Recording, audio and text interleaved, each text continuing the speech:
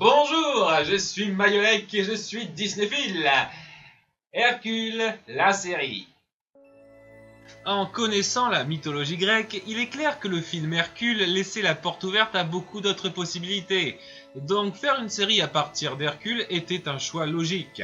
Bon, pour l'originalité de l'idée par contre... Hercule, la série, relate l'histoire d'Hercule adolescent lors de son entraînement avec Philoctète et de ses années d'école. J'avoue que je ne m'attendais pas à grand chose de particulier concernant cette série et force est de constater qu'elle est bien pire que ce à quoi je m'attendais. Parlons d'abord des personnages. Nous avons Phil, Hadès, ses deux sbires, Papa Zeus et les 5 muses qui reviennent régulièrement dans les aventures d'Hercule, plus ses camarades de lycée.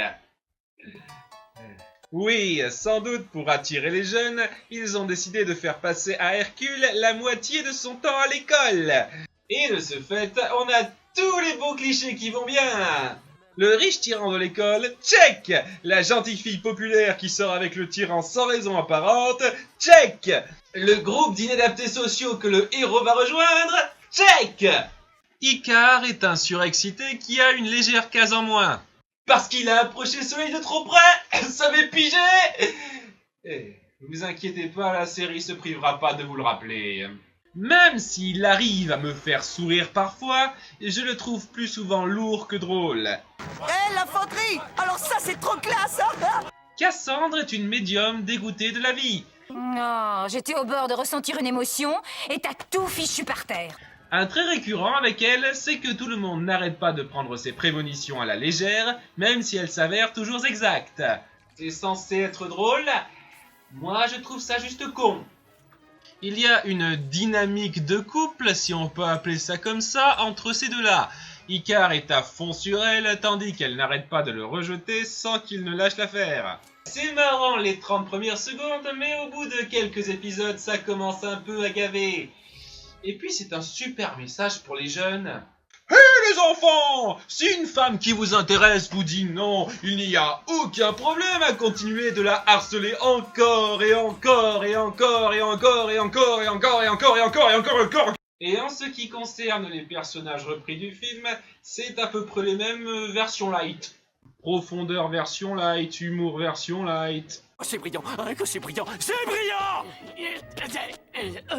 Vous nous avez parlé? À l'exception d'Hercule qui change un peu par rapport au film, mais ça nous amène à mon point noir principal avec cette série, la continuité. Ok, vous savez quoi? Je ne vais pas être hypocrite, je peux parfaitement accepter certains changements. Par exemple, le fait qu'Hadès et Hercule se croisent à plusieurs reprises dans la série alors qu'ils ne sont pas censés se croiser avant longtemps, j'accepte. Faut dire aussi que c'était un des trucs les plus cons du film. Mais il y a certains trucs que je ne peux pas accepter. Comme le fait qu'Hercule se comporte en gros pervers. Plus ronde.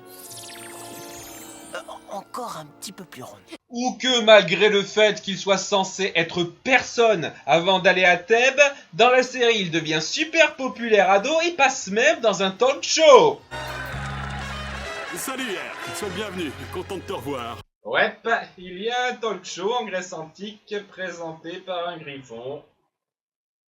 Et ne me lancez même pas sur les nombreuses histoires amoureuses stupides de notre héros ou sur l'apparition complètement insultante de Mégara dans un épisode. Mais ce n'est pas la continuité par rapport au film qui m'embête le plus, c'est la continuité au sein de la série elle-même.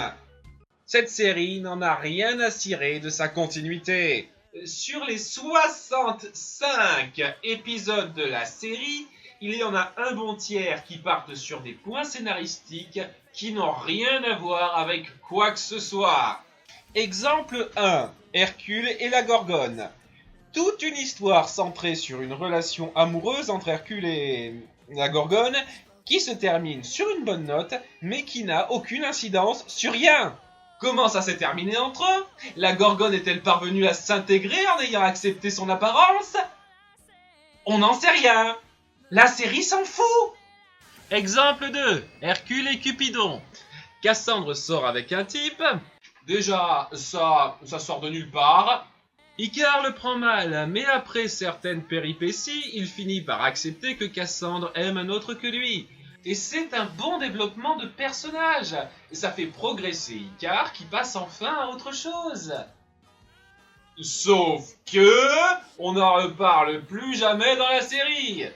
Le petit copain de Cassandre, pouf, envolé. Et Icare continue de lui faire du gringue après ça. La continuité, on l'emmerde. Statu quo en force. Et exemple 3, mon préféré, Hercule et Terpsichore. Terpsichore, c'est une des 5 muses. Elle apprend à Hercule à maîtriser la danse, ce qui parvient à le rendre moins empoté et plus affûté. Et est-ce que ça déteindra sur un quelconque épisode à part celui-ci ou même dans le film? Nope. Et dans le même épisode, on voit Phil qui sort avec une nymphe et ça a l'air plutôt sérieux vu tout ce qu'il traverse. Et est-ce que cette nymphe apparaît ailleurs que dans cet épisode? Nope. Ça aurait pu être un certain point de continuité, mais on s'en branle. Le plus important, c'est de faire nos blagues pourries. Ah là là, je suis maladroit. Oh non, pitié! Ouais, le ton de la série se veut relativement léger et c'est plus dommageable qu'autre chose pour moi. Ça ridiculise les problèmes à surmonter et ça rend le tout simplement pas épique. Et on n'est pas à un niveau de légèreté du style Timon et Pumba par exemple. Les histoires se veulent quand même être prises un peu au sérieux. En plus, quand on enlève la qualité d'animation et d'écriture du film, ça n'a clairement pas le même peps. Mais, histoire de bien vous convaincre de ce que j'avance, je pense qu'il n'est qu'approprié qu'on voit ensemble un épisode particulier au détail. Je vous présente donc Hercule et Hippocrate. Je vous cache pas que j'en ai pris un bien gratiné. Aux enfers, Hadès n'est pas content du nombre de morts en fort déclin. Qu'est-ce qu'il en a à foutre? Je rappelle qu'il est censé détester son job. Au contraire, tu devrais plutôt être content d'avoir moins d'âmes présentes pour t'emmerder. Ou quoi? Il est payé au pourcentage de morts? 0 nouvelles arrivant. Ouh, dis donc! Qu'est-ce qui peut bien être responsable d'un tel miracle à l'encontre du destin de toute vie sur Terre? Juste un mec. Ouais, je vous présente Hippocrate, présenté comme le précurseur des médecins, qui, bien qu'officiant seulement à Athènes, parvient à empêcher tous les malades de Grèce de mourir. Waouh! C'est déjà pas mal con comme ça. Mais le pire, c'est que énormément de gens meurent à cause de monstres dans cet univers. Et les morts par vieillesse, ça existe aussi, patate! Bref, Hippocrate n'a pas trop la cote à Athènes. Docteur, il ferait mieux de faire pousser des figues. Alors comment ça se fait qu'il arrive à guérir tous les malades dans ce... Oh, et merde! C'est quoi un docteur? Eh ben, un docteur, c'est un gars qui reste assis tout seul dans son coin sans client parce qu'apparemment il semblerait que... J'en sais rien! Icare, messieurs, dames! Hercule s'intéresse au métier de cet homme et le voit comme un héros dans son genre, contrairement à Philoctète. Toi, héros, lui, charlatan. Ouais, il y a tout un délire autour de Phil qui voit la médecine de haut et qui finit par réviser son jugement à la fin. Ça n'apporte rien et c'est chiant. Bref, Hercule, impressionné par ce que peut faire Hippocrate, décide de lui servir d'assistant à ses heures perdues. Tout, gardez-moi ça propre tout le temps. Nous ne voulons pas assister à une autre infection oculaire. Merci pour les soins à l'œil. Après une tentative de meurtre pourri ratée à l'encontre du docteur, Ben et Panique se lance dans un plan plus élaboré. On va se faire hacher menu en tout petits morceaux. Oh, ma nuque! Je crois qu'elle est brisée. Mon bras, il me fait mal. Phil, il faut que je les emmène chez le docteur. Hercule, tu peux pas être aussi con que ça quand même. Et sérieusement les gars, vous avez fait des transformations 1000 fois plus convaincantes que ça dans le film et dans la série. Donc Hercule les emmène à dos de Pégase et ils en profitent pour répandre une peste sur Athènes du ciel. Et vous aviez besoin de faire cette mise en scène parce que... Je rappelle qu'Hadès a parfaitement de quoi voler dans les airs. Ça ne servait absolument à rien de se faire transporter par Pégase. Et tu sais quoi, Hercule? Balaboum, je n'aurais jamais réussi sans un coup de pouce. Si! Donc les gens recommencent à mourir, et après s'être morfondu un peu, Hippocrate sort une solution de son cul. J'ai fait des expériences avec quelque chose de radicalement nouveau. Ça s'appelle le médicament. Le médicament qui soigne la peste! Enfin, je dis ça, mais vu comme c'est présenté, on dirait plutôt le médicament qui soigne tout. Et bien entendu, il est composé de plusieurs ingrédients très exotiques qu'Hercule doit aller chercher aux quatre coins du monde. Parce que c'est comme ça que la médecine fonctionne. Pourquoi un requin? C'est ce qui était demandé sur le papier. L'œil d'un requin bleu. Non, c'est vrai que j'écris bigrement mal. C'est écrit les feuilles d'un surin bleu, tu vois? Parce que le médecin écrit mal. Malgré l'ingrédient manquant, le médicament est prêt, et Hippocrate parvient à soigner tous les malades de la peste en s'en servant jusqu'à la dernière goutte, comme par hasard. Mais Hadès surgit et l'infecte à son tour par un petit reste de peste. Homme de l'art, guéris-toi toi-même. Il meurt alors sous les yeux d'Hercule impuissant et finit aux enfers.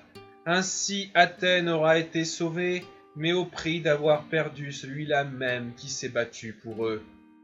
Fin amère pour un homme de bien.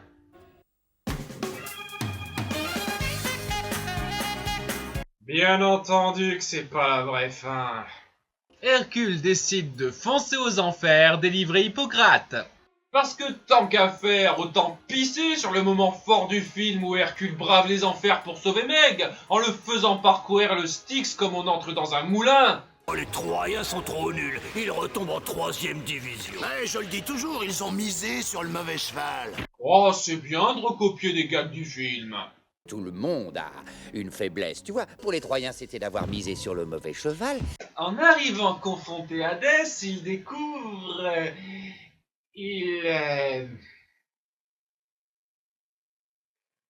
Ce type est fichu de guérir les morts les plus morts. Ton guérisseur me chamboule mes statistiques. C'est du jamais vu. Il soigne les âmes des morts et les fait revenir à la vie.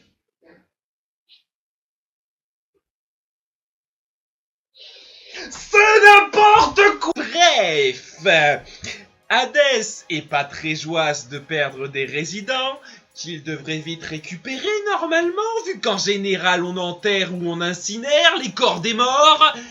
Donc il décide de le laisser filer, non sans faire quelques suggestions. Pourquoi pas te prendre une journée de repos par-ci par-là pour te relaxer un peu? Le mercredi, tiens, tu prends le mercredi, boum. Tu fais relâche, tu fais du sport. Là où il y a un truc, tiens, je vais l'inventer tout de suite. Boum, le golf, voilà, d'accord. Tu vas adorer le golf, d'accord? La double facturation. Tu te fais payer 2 fois un truc que tu fais qu'une. C'est génial. Et plus de visite à domicile. Tu es quelqu'un d'important. Il se déplace jusqu'à toi. Parce que c'est ce que feront les médecins plus tard.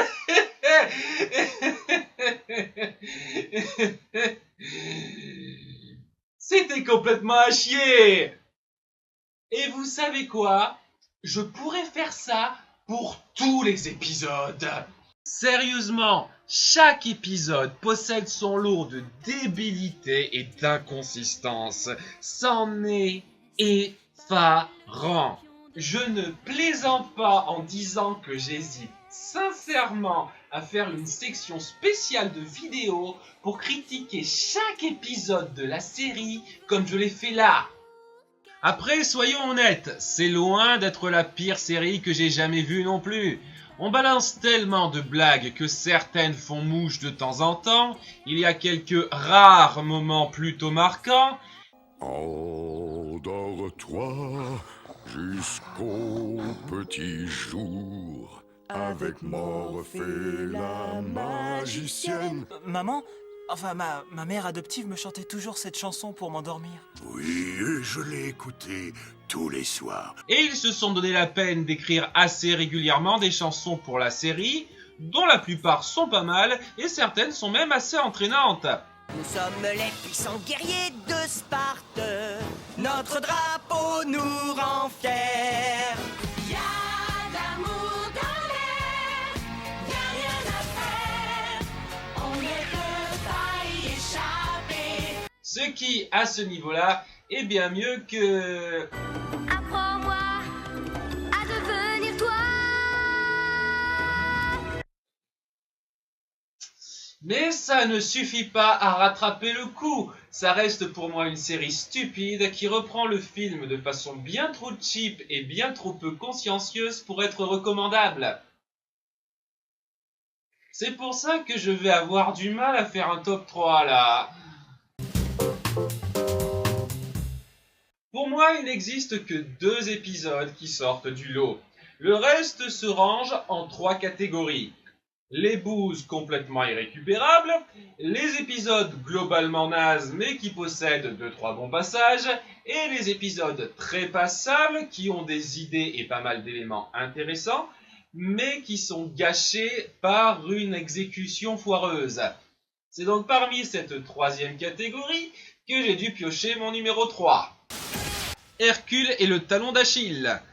Hadès passe un marché avec Achille et le rend jeune pour pouvoir évincer Phil de la vie d'Hercule.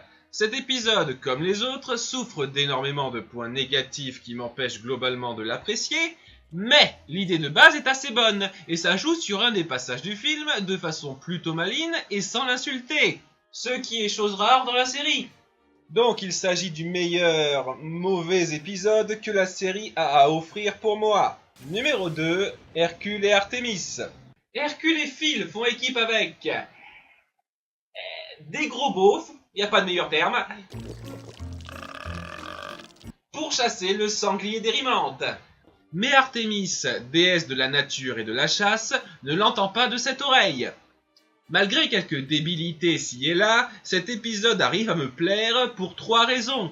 De 1, ça doit être le seul épisode qu'on pourrait mettre en continuité avec le film. De 2, Artémis est la meilleure divinité grecque dépeinte dans cette série. Oh, pour l'amour de Zeus, je travaille. C'est pas le moment. Je regrette vraiment qu'elle apparaisse si peu souvent. Et de 3, ça ne condamne pas bêtement la chasse en général, mais une certaine forme de chasse. La chasse pour le sport, pour le trophée, qui est méprisable. Après qu'on l'ait capturé, qu'est-ce qui se passe? On le mange? Non, sa viande est trop dure. Et on peut faire des capes pour la chasse avec la peau de sanglier? C'est pas une bonne idée. Le poil de sanglier, c'est très rêche. Ça donne des irritations. Alors pourquoi on traque cette bête? Tu as le droit de faire une entaille à ta lance. Si la série avait pris une direction similaire à cet épisode, je chanterais un tout autre refrain dans cette critique. Et numéro 1, Hercule et Aladdin. Jafar arrive aux enfers. Comment ça se fait alors qu'il n'est pas grec? Et avec Hadès, il fomente un plan pour mettre Hercule et Aladdin l'un contre l'autre. Difficile à croire que c'est l'épisode crossover le meilleur, mais... ouais! L'esprit des 2 héros et de leurs univers est respecté dans cet épisode, presque sans temps mort, ce qui permet de faire pardonner ces quelques idioties par-ci par-là. Et le duo Jafar-Hadès est assez délirant. Enfin, je tiens ma revanche. Ah oui. Tu voudras bien te contenir jusqu'à la victoire complète. Si on apprécie les 2 univers, on appréciera cet épisode. La seule chose qui m'irrite, c'est qu'en 86 épisodes, on n'a pas vu une seule fois Jafar dans la série Aladdin. Par contre, on le voit dans la série Hercule. Au final, je vous conseille uniquement ces 2 derniers épisodes cités si vous êtes curieux, mais si comme moi, une ambiance gaguesque ne suffit pas à vous faire pardonner 12 000 erreurs, vous pouvez passer votre chemin pour le reste. Et je n'ai pas d'enchaînement, la prochaine fois, on repart sur Pixar. C'était Mayolek, et n'oubliez pas d'être Disneyphile. Bacchanal.